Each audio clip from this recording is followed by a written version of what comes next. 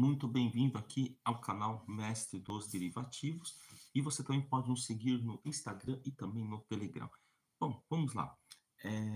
Hoje nós vamos falar sobre um assunto, tá, que não dá nem para definir direito por que ocorre esse fenômeno na nossa sociedade. Tá? Nós sabemos hoje que a maioria das pessoas emite as suas opiniões em função de interesses externos. Dificilmente alguém emite uma opinião em função das suas convicções e também da verdade. Né? Há mais ou menos uns 16 anos atrás, fizemos uma experiência bem legal. Fizemos o seguinte: fomos lá eu fui numa imobiliária, né, e fui lá e fui conversar com um corretor e eu levei o que era verdade, tá? O que eu levei era um fato que era verdadeiro. Eu estava um tempo um pouco afastado de São Paulo, né? Eu fui lá e fui falar assim que eu estava com um imóvel à venda e que estava precisando vender. Né? E naquele período, né, 15 anos atrás, então vamos fazer 2009, né? 2008, 2009,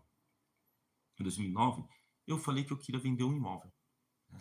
Peguei lá o nome do corretor, fui lá, era lá na região de Pinheiros, aí o cara falou, agora está muito difícil, porque... Né, então, o que ele explicou foi o seguinte, que o imóvel, naquele momento, estava muito difícil de vender, estava, assim, realmente, né, com uma condição extremamente desfavorável para o vendedor e que teria que abaixar muito o preço. Bom, eu levei aquilo lá, peguei, anotei o nome do corretor, falei assim, poxa, legal, né? O cara foi super gentil, muito legal, foi lá em Pinheiros, né? Foi lá em Pinheiros, e aí foi seu café, ofereceu, bom, enfim, tá? Era assim, uma maravilha lá o atendimento nessa imobiliária. Aí fizemos o seguinte, falei, cara, será? Então eu fiquei pensando, poxa vida, mas será que tá tão ruim assim o imóvel? Tá, tô fora de São Paulo, eu não vejo anúncio de imóvel faz tempo, né? Bom, eu entendo que o cara deva querer fechar negócio, né? Fazer negócio rapidamente, então ele tá me dizendo a verdade. Passado mais ou menos uns 3 dias, né? Eu pedi para um amigo meu ir lá no lá na imobiliária, né? E falar justamente a versão contrária. Falar assim, olha, eu vim aqui do exterior, eu gostaria de estar comprando um imóvel, né, nessa região, blá, blá, blá, blá, blá, blá. Aí, sabe o que o doutor falou para ele? Cara, aqui os preços dispararam. Você não tem noção, né? Você estava onde? Eu estava na Inglaterra, e de fato ele estava lá na Inglaterra, né? Cara, os preços dispararam aqui. Aqui você não consegue nada, né? Então, na época, né? Aqui você não consegue nada menos de US$ 200 mil, o que era mais ou menos uns 450, 500 mil na época, né? E falando um monte, né? E falando que estava que o Brasil tinha passado por um boom impressionante imobiliário e tal.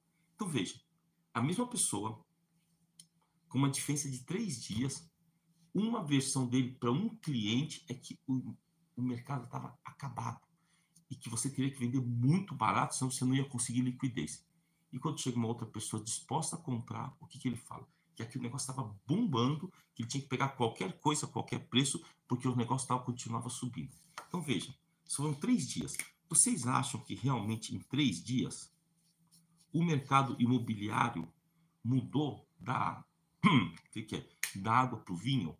Ele mudou, né, de gordura vegetal hidrogenada para chocolate puro? Né? Então, você teria que ser bastante ingênuo para acreditar nisso. Então, o que foi feito lá? O que aconteceu lá? Para ele contou uma versão que lhe era favorável. Que se o cara quer vender, é melhor você falar logo que está tudo destruído para ele vender barato, para você poder fechar negócio. E para o outro que queria comprar, ele simplesmente contou uma versão completamente contrária. Aí minha pergunta é o seguinte: você consegue acreditar numa pessoa, num consultor que defende interesses pessoais ou até defende interesses externos? Esse talvez seja uma questão, quando nós vemos aí a CVM, né, os órgãos reguladores querendo regular essa questão de influenciadores, principalmente na área financeira, está mais relacionado a isso. Será que... Eu acho que não tem problema nenhum o cara emitir uma opinião. Ou então falar assim, olha, eu acho que fundo imobiliário, tijolo, é um bom negócio. Tá? Então, eu emiti minha opinião lá no passado. Mas eu reitero, olha, eu continuo achando que é um bom negócio, mas não é um negócio excepcional. Não é um negócio excepcional. Você comprando aí fundo tijolo, barato, eu acho. Mas eu sempre fui contra fundos papel. E vocês veem os fundos papel que tiveram aí os problemas de perder 60%, 70%, né? Poxa, como é que um título de renda fixa pode perder 80%? Não, isso não faz parte do risco, não. Não, você vai, não é risco de negócio, não. Eu, na minha opinião, está mais relacionado com inadequação de instrumento. Tá? Eu, na minha opinião, fundo papel é a mesma coisa que título privado. É a mesma coisa que debênture para mim. Não tem garantia de FGC. Tá? Eu acho que o fundo de papel, eu não acho que seja um bom negócio. Né? Eu não acho como instrumento. Como instrumento. Claro que eu não fico por aí fazendo campanha dizendo que é conto do vigário, coisa do tipo. Não, não é o caso. É que eu acho que o instrumento aqui no Brasil ele é inadequado. Porque a execução de uma garantia é muito demorada aqui no Brasil. Tá, e nós vimos esses fundos aí que perderam 70%, 80%. Cadê? Não vai executar as garantias? Não consegue, é muito demorado. É muito demorada a execução de garantia. E o pessoal que perdeu dinheiro nos fundos privados aí, bom, infelizmente, eu acho que não vão recuperar. A minha opinião é que não vão recuperar tão cedo. Tá? Inclusive, muitos fundos papel, né, perderam lá 80%, 90%, 80%, não vão recuperar isso daí. Porque aquela garantia que foi dada, né, até a securitizadora se recusou a pagar. Ou então está postergando o pagamento. O securitizador tem que bancar. Né? E acho que a securitizadora não é grande o suficiente para poder bancar tudo. Eu acho que o pessoal vai ficar no prejuízo. Tá? Agora, me fala uma coisa. Qual dos influenciadores de fundos imobiliários chegou a não recomendar fundos papel? Todos recomendaram fundo papel, menos eu. Eu fui um que falava, fundo papel eu não gosto. E muitos recomendavam. Inclusive, as lives, eu parei de fazer live falando sobre fundo imobiliário, papel, qualquer coisa, porque quando eu dizia que eu era contra isso daí, era aquela enxurrada. Mas aquilo era a minha convicção. Era a minha convicção. Só que por que os outros influenciadores não, não disseram, tá? Ou então nenhum deles, é impossível que só eu tenha tido essa opinião, dizer que fundo papel o risco era grande. E todos falavam que não, que o fundo papel tinha o mesmo risco do fundo tijolo. E, por que todos falaram isso? É muito simples. Não é a convicção deles. Não é a convicção deles. A maioria dos influenciadores de fundo imobiliário, eles sabem que o fundo papel não tem garantia sólida o suficiente. Embora você tenha as garantias legais, você não consegue executar. A prova disso são os fundos papéis que caíram. Você perdeu grana com fundo papel fundos de papel? Coloca aí nos comentários. Poxa, perdi com tal fundo, perdi ganho com tal fundo. Então, mas por que aquilo era tanta gente falando que era a mesma coisa? Porque eles são pagos para isso. Não era a convicção deles, era o que? Era o interesse por trás daquela opinião que ele ia emitir. Então, a falsidade, infelizmente, é um flagelo da nossa modernidade. Tá? Assim como a própria ansiedade. A falsidade e a ansiedade são duas coisas que andam juntos. E por que isso gera ansiedade? Então você vê lá nas redes sociais as pessoas falando que você só não fica milionário porque você não quer. Por causa disso, não há miséria que supere a 14 horas de trabalho. Cara, esses clichês são horríveis, esses clichês. Primeiro que você precisa dormir. Nós sabemos disso. Uma má noite de sono continuamente gera problema de pressão alta, problemas cardíacos, problemas de autoestima. Tá? Quando você não consegue dormir direito, tá? Você não consegue relaxar durante a noite, você tem problemas de autoestima, porque você fica mais tenso, mais nervoso. Tá? Gera uma ansiedade imensa, você não consegue fazer, você não consegue se organizar, você começa a ter problemas, principalmente com excesso de informação. Você entra em colapso por excesso de informações e por excesso, por não conseguir organizar as coisas. Você vê muita coisa. Isso gera uma ansiedade imensa. E por que ninguém fala? Por que a maioria dos influenciadores não fala? Cara, primeiro, beba mais água, durma direito. Por que não falam isso? Porque é muito fácil colocar a culpa nas outras pessoas. É muito fácil colocar a culpa do fracasso em você. Tá? E não é essa a questão. O que uma figura pública, um influenciador deve fazer? O que ele deve fazer é emitir a sua opinião verdadeira, baseada em suas convicções, tá certo? Não importa que aquelas convicções sejam contra aquilo que a sociedade pensa, mas ele tem que emitir a sua verdadeira convicção. Você segue uma pessoa porque acredita na sua autenticidade, e a maioria não tem mais autenticidade. Vocês veem influenciadores recomendando um papel numa semana e desrecomendando na outra. Inclusive, eu até fico chateado que um amigo meu esses dias estava falando que agora a bolsa mudou, porque agora vai subir, mudou, o que você está achando? E 3 dias depois, a primeira queda lá da Nasdaq vem com o mesmo papo, fala assim, cara, olha só, agora ferrou tudo, porque agora o mercado caiu. 3 dias, gente. 3 dias. Eu fico pensando, cara, o que essa pessoa está fazendo? Então, o que acontece? Quando você é bombardeado por informações, gera o quê? Gera, primeiro, muita ansiedade, né? E confusão mental na hora de você tomar as decisões. Tá? Esse talvez seja, assim, uma das piores coisas que está acontecendo na nossa sociedade, não só a questão aqui no mercado financeiro. Então, se uma pessoa ela vai mudando de opinião à medida que as coisas vão acontecendo, você pode ter certeza de uma coisa: essa pessoa só está fazendo isso porque ela está defendendo interesses escusos, interesses próprios dela. Tá? Uma pessoa que tem uma determinada opinião, ela mantém essa opinião. Tá? Eu tenho opiniões que tem coisas que eu não concordo, mas pelo menos eu vejo autenticidade nisso. Tá? Tem coisas que eu não concordo. Eu vou citar um exemplo que eu admiro muito, que é o Barça. Tá? Eu não concordo com o que ele diz quando ele fala que é só você escolher boas ações de boas empresas que você vai poder se aposentar, né, bem, né, que as ações ganham de futuro. Eu concordo em parte, tá certo? Eu concordo em parte, tá? Porque eu acho que agora as nossas ações estão muito caras, mas pelo menos ele é uma pessoa autêntica. Ele é uma pessoa autêntica. Eu posso não concordar com ele, mas ele é uma pessoa autêntica. Ele defende isso. De fato, no momento que ele comprou as ações, lá em 1970, cara, foi fantástico. Né? Era um período que você tinha as ações muito abaixo do valor patrimonial. Hoje, talvez para você seguir a mesma trajetória, eu acho muito difícil, mesmo que você tivesse comprado excelentes ações, agora, vamos dizer, há 10 anos atrás, você pegasse as melhores ações há 10 anos atrás, muitos deles mudaram. Então, a Vale é uma ação excelente, né? Hoje você vê que nos últimos 5 anos só apanhou. Ele só apanhou nos últimos 5 anos. Agora, o que ele fala, né? Por exemplo, ele fala muito desse grupo aqui, né? Best, né? Best. Tá? Então, eu concordo. Que as melhores são de bancos, elétricas, saneamento, seguradoras e telecomunicações. Cara, isso eu concordo. Tá? Que os melhores setores são esse daí, tá? Mas pelo menos o que eu falo, ele é autêntico no que fala. Tá? Se em algum momento se tem alguma telecom que está ruim, tá? É uma ou outra. É uma ou outra, mas ele tem na sua carteira saneamento, elétricas, né? Né? Saneamento, elétricas, bancos, né? Ele acredita, tá?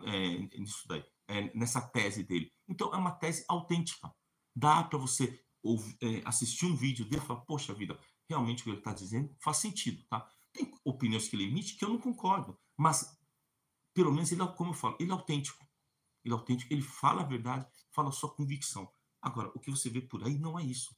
Você vê pessoas, né, contando o quê? Versões completamente distorcidas e narrativas completamente distorcidas. E isso é um flagelo. Sabe por quê? Porque você vai ouvindo isso vai distorcendo o quê? A sua cognição. Vai gerando problemas muito sérios na sua cognição. Porque quando você. Há um experimento que é muito interessante, tá?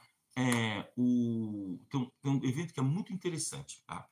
Você tem lá um círculo e um quadrado. Você tem um círculo e um quadrado. Essa experiência foi feita várias vezes no passado. E assim, deixava o gato lá escolher o círculo ou o quadrado. Quando ele escolheu o quadrado, levava um choquinho. E quando escolhia o círculo, ele ganhava um prêmio, um petisco. Bom, então vamos lá. Aí o que começaram a fazer? Começaram a reduzir, a modificar esse quadrado aqui e transformar ele em quê? Uma coisa semelhante ao círculo. Foi arredondando. Então, o quadrado, né, transformou ele num hexágono, depois num octógono, foi transformando ele. E aí o que acontecia? Então, nos primeiros momentos, né, o gato conseguia ainda acertar o círculo. Ele aprende, né? O gato aprende muito rápido. E aí depois o que aconteceu? Quando essa figura aqui, que você transforma num octógono, num decágono, ele vai se aproximando do quê? De uma circunferência. Então, quando chega um momento em que essa figura vai se transformando até ficar perto de uma circunferência, e ele tem que fazer escolha, e num dado momento, sabe o que acontece com o gato? Gera um processo neurose laboratorial. Ele pega e se irrita e começa a atacar todo mundo. Por que ele faz isso? Porque ele não consegue mais decidir qual que é o que te dá o petisco e qual que te impõe um castigo. Então, infelizmente, isso ocorre muito na nossa sociedade moderna. Há um jogo, joga-se muita informação, geralmente as completamente desconexas, para gerar um fenômeno, né, que nós chamamos de ofuscamento por excesso de dados. Você se ofusca por excesso de dados. E aí você não consegue tomar uma devida decisão, que é o momento onde você fica extremamente frágil para tomar as decisões, é quando te vendem os piores produtos, fazem você tomar as piores decisões, geralmente em favor daquela pessoa que vende essa informação. E isso daí, mas isso já está talvez na série do pensamento de cada pessoa. Tá? Eu vejo assim, as pessoas elas já estão condicionadas, elas foram condicionadas, cuidado se você também foi condicionado a pensar dessa forma, tome bastante cuidado. Você talvez seja uma grande vítima, tá, dessa sociedade moderna. Tá? O que acontece hoje? Né? Ele vai jogando várias informações a ponto de você não conseguir mais decidir. Então, é gerado um ofuscamento por esse excesso de dados e faz com que você fique com uma dificuldade de tomar uma decisão, e é nesse momento em que você vai procurar ajuda e você cai nas mãos daqueles que detêm uma determinada informação e que vão o quê? Vão te conduzir, vão te manipular para tomar as decisões que eles querem. Tá? Então, nós estamos o quê? Na era da manipulação. E essa era da manipulação é algo terrível, principalmente para quem consome rede social, tá? Mas isso também mostra uma coisa interessante, a necessidade de que as pessoas que estão nas redes sociais digam a verdade. E a verdade está se é uma opinião, dê uma opinião verdadeira, aquela que vai de acordo com as suas convicções e não aquelas que quem lhe paga, né, ou quem lhe suborna para contar mentiras quer. Tá? É por isso que o nosso canal não recebe nenhum patrocínio.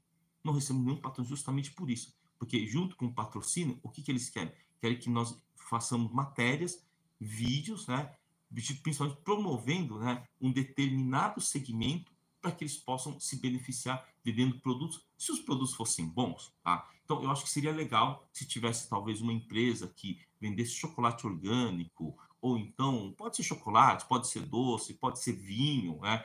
E que gostasse de patrocinar o nosso canal. Mas no mercado financeiro, infelizmente, nós não vamos poder fechar nenhum negócio para manter o nosso canal, porque teríamos que continuamente estar mentindo para os nossos seguidores. Tá? E é por isso que eu peço que vocês que puderem, tá, colaborem com o nosso canal, assinem o nosso canal no plano Sala Mestres Derivativos ou Imersão, nem que seja por 1, 2 meses, para ajudar o canal, para a gente continuar postando vídeos, produzindo conteúdos sem a interferência, tá, do sistema financeiro.